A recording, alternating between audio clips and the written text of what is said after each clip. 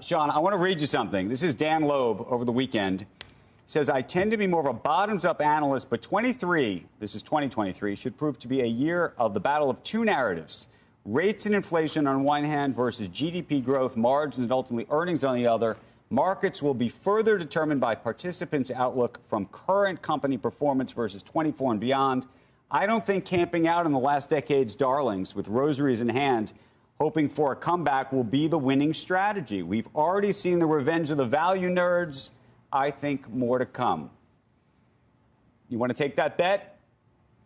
I mean, I do think right now the market is very focused in what central banks have been doing means for the potential for a recession. And if we do get a recession, how deep that is. If it's mild, we may be able to make it through that without taking a massive hit to earnings. And if that is the case, I think you could actually have a pretty good outlook for markets for the year. But if it is a deep recession that really does bleed over into corporate earnings in a meaningful way, then we could start to see some of those calls for us going back and not only testing the lows that we saw this year, but even going lower than that. Right. That's where sort of outcomes could be on the table. But one thing I think investors are taking a little solace in is some central banks are starting to take their foot off of the brake, so to speak, what they're doing in rate hikes. Where do you land on this issue, which is, and a lot of people are still holders. They are still holding the FANG stocks. Let's be honest here. So this idea, which is fascinating to me, says, I don't think camping out in last decade's darlings and hoping for a comeback is a winning strategy. That basically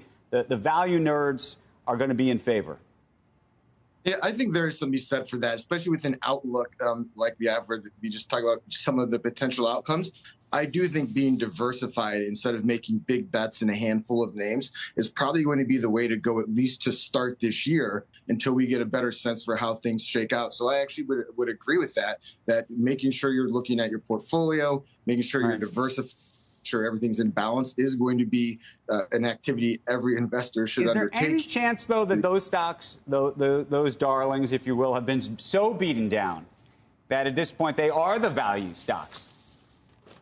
I think it's probably relative to where they've been at before. I think you can look at some of the pullbacks. I don't think it's just the FANGs across the board. I think there's a lot of different issues weighing on all these companies in their own unique ways. But I think someone who maybe wants to look at going in towards cloud can look at like an Amazon or Google if you do think some of those cloud names are going to come back around. If you want something that's a little bit more tied to the consumer, you could look at Apple, you could look at Netflix. If you want to go into the social media platform space, which is still up in the air, I think there's still a lot to come, then you could still look at Facebook and to some extent Google for that. So I really think it's what your outlook is on the specific themes that are going to determine if you maybe want to overweight. I'm going to throw a monkey wrench in this. Bank stocks, because I can make the argument on both sides at this point of the ballgame.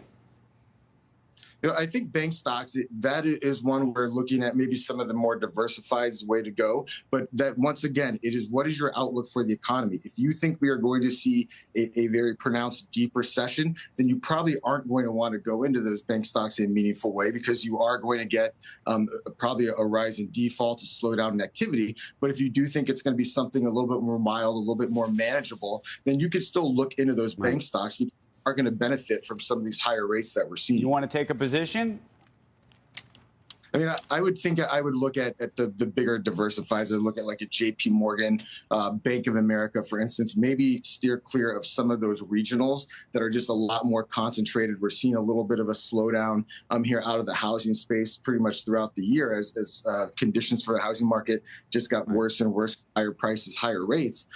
So I would maybe stay away from the regionals that are very concentrated in that and look at maybe some of the diversified major banks. Okay, we've been talking about Sam Bankman-Fried all morning, and in the right-hand corner of your screen, we've been showing crypto, Bitcoin, sitting just at under $17,000. How do you feel about crypto, and how do you feel about the exchanges? For example, I'm thinking of now the stock prices of a Coinbase, which has been so terribly beaten down.